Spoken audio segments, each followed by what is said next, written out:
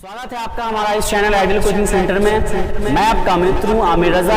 Friends, हर बार की तरह इस बार भी मैं आपके बीच हाजिर हूँ एक नए टॉपिक के साथ, और हम बात करेंगे इस वीडियो में एक ऐसे टॉपिक के बारे में जो हर स्टूडेंट को इसके बारे में जानकारी नहीं है। लगभग 80 से 90% ऐसे विद्यार्थी हैं जिन्हें इसके बारे में जानकारी नहीं है।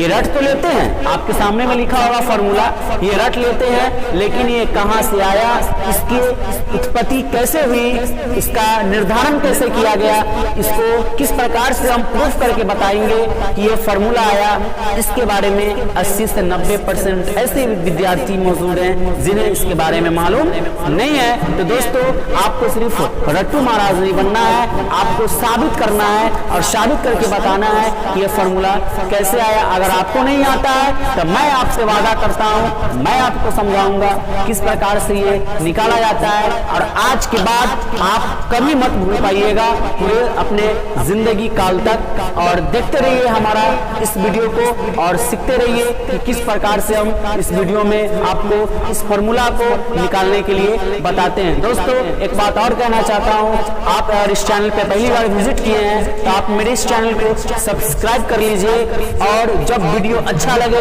तब आप उसे लाइक कीजिए, नहीं तो उसे आप डिसलाइक कर दीजिएगा।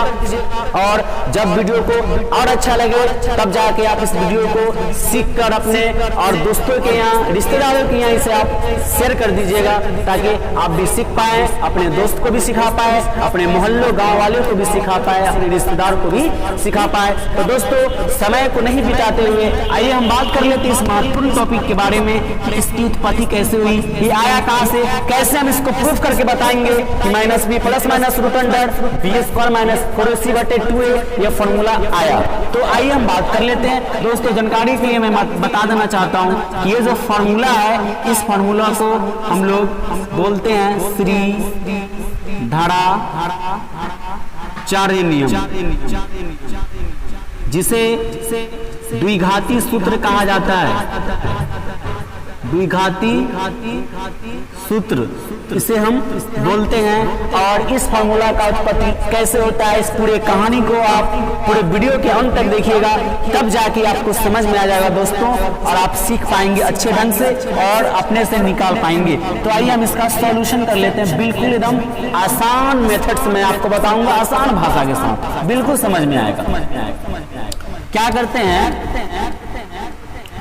आपको मालूम होगा दोस्त कि द्विघात समीकरण जब स्टार्ट होता है चैप्टर, तो उसमें एक समीकरण बताया जाता है जिसे हम लोग व्यापक रूप के नाम से जानते हैं। तो हम क्या करते हैं, यहाँ पे हम लिखेंगे कि चूंकि हम लोग जानते हैं कि द्विघात समीकरण का व्यापक रूप क्या होता है, ax² plus bx plus c बराबर 0 होता है, जहां a does not equal to 0, अर्थात a का मान 0 के बराबर नहीं होता है।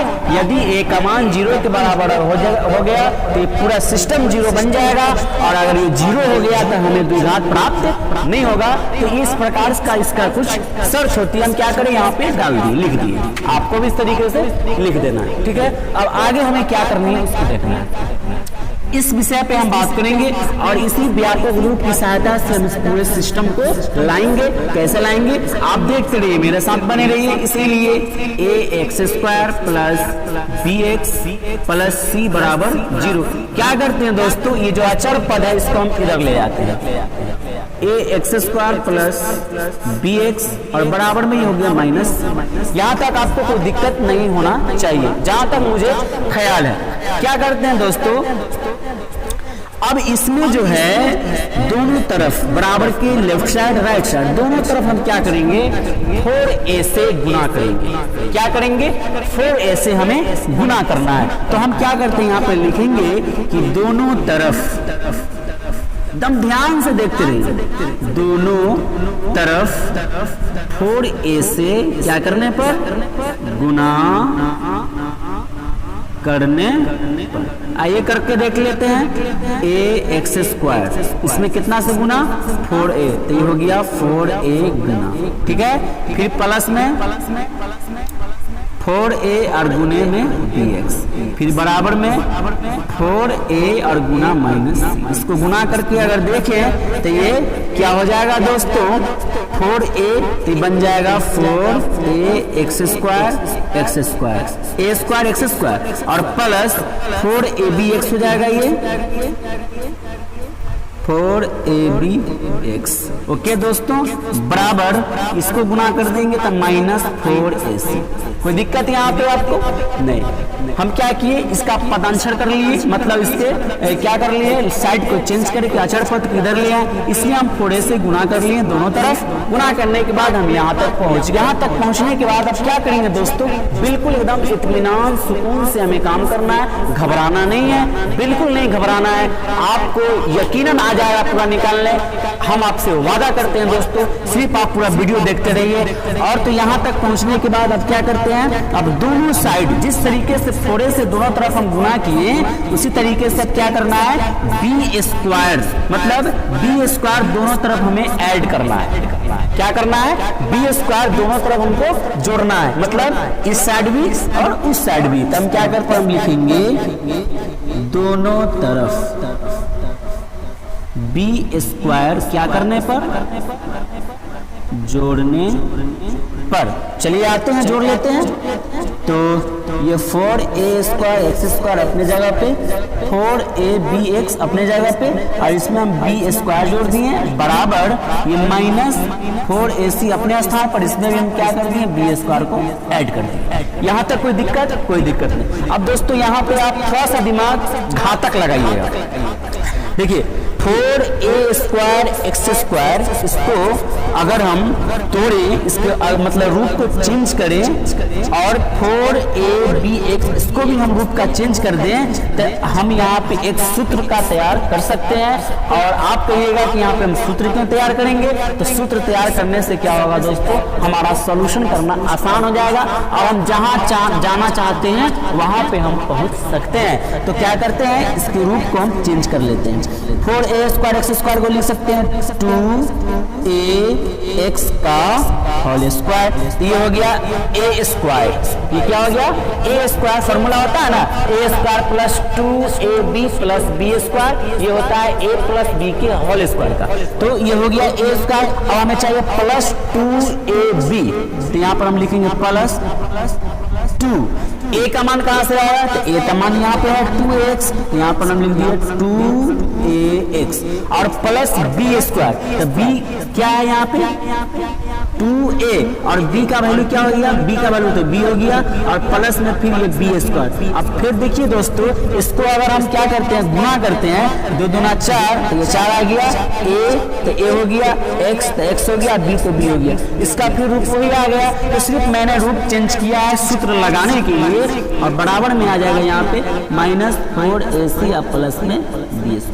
यहाँ तो कोई दिक्कत आपको, कोई दिक्कत नहीं हुआ होगा। अब हम क्या करते हैं, अगर ये फॉर्मूला बना a² + 2ab + b², तो हम इसको लिख सकते हैं a + b के होल स्क्वायर। तो a कौन हो गया ये, और b कौन हो गया ये, तो इसको लिखा जा सकता है 2ax और प्लस b, और पूरे का होल स्क्वायर, पूरे का होल स्क्वायर बराबर में -4ac और प्लस में b²।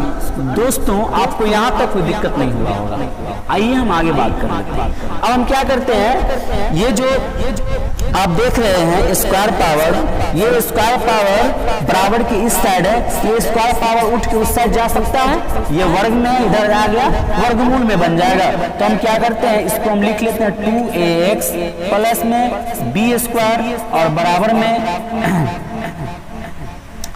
-4ac plus b²। तो क्या करते हैं, हम सिर्फ लिखेंगे 2ax प्लस b बराबर ये पावर, ये वर्ग इस पर आ गया तो वर्गमूल बन गया, तो यहाँ पे हो जाएगा -4ac आप प्लस में b स्क्वायर। कोई दिक्कत नहीं। आइए हम आगे की बात कर लेते हैं। तो दोस्तों आपको यहाँ पे समझ में आना चाहिए कि अगर ये प्लस में b इस साइड है तो हम इसको क्या करते हैं, उस साइड हम ले जाते हैं, तो यहाँ पे बच जाएगा 2ax और बराबर प्लस को उधर लेगा तो -b हो गया। और उसके बाद देखिए दोस्तों यहाँ पे एक बात और कहना चाहूंगा कि ये वर्ग पावर बराबर के इस साइड गया तो ये वर्गमूल में बना, तो वर्गमूल में जब बनता है तो हमारा आंसर दो रूप में आता है, प्लस में और एक माइनस में। तो यहाँ पर हम क्या किए, प्लस और माइनस का साइन लगा दिए, तो यहाँ पे क्या हो जाएगा प्लस माइनस रूट अंडर। अब हमें लाना क्या है दोस्तों, बी स्क्वायर माइनस 4ac, तो हम क्या करते हैं चेंज कर लेते हैं इसको, क्या जाता है चेंज करने में, बी स्क्वायर माइनस में 4ac। अब क्या होगा दोस्तों, ये जो x का वैल्यू अगर हम यहाँ से निकालना चाहते हैं तो ये x क्या है, 2a x का गुणांक है, और इस गुणांक को हम क्या करेंगे, अगर हम इधर ले जाना चाहते हैं तो ये गुना में है, इधर आएगा ये डिवाइड में चला जाएगा, भाग में हो जाएगा, तो हम इसको लिख सकते हैं x बराबर -b plus minus root under b square -4ac और बटा में ये इसका गुणांक इसके भाग में आया तो बन गया 2a। इस प्रकार से हमारा ये श्रीधाराचार अर्थात द्विघात सूत्र निकल के आता है -b plus minus root under b square -4ac बटे 2a।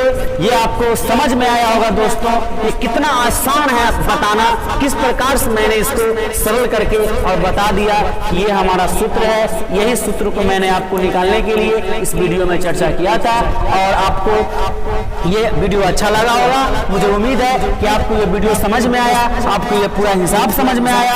आपको हमेशा याद रखने के लिए आप इसी को बार बार अपने घर पे बैठकर अपने नोटबुक में इसे रिवीजन कीजिए, 2 बार 4 बार 10 बार 50 बार हो सके तो बनाइए, और आपको इतना अच्छे तरीके से ये याद हो जाएगा, इतने अच्छे तरीके से आपका इसका कॉन्सेप्ट पता हो जाएगा कि आप जीवन में कभी नहीं भूल पाइएगा। दोस्तों यही रहा मेरा आज का वीडियो, और हम फिर बात करेंगे अगले वीडियो में कि यही श्रीधाराचार्य नियम अर्थात द्विघात सूत्र की सहायता से हम द्विघात समीकरण का मूल या हल किस प्रकार से ज्ञात करते हैं। तो अगले वीडियो में हम आपसे बात करेंगे इसके हल के बारे में। तो फिर मिलेंगे आपके साथ हम अगले वीडियो में, तब तक के लिए नमस्कार, बाय।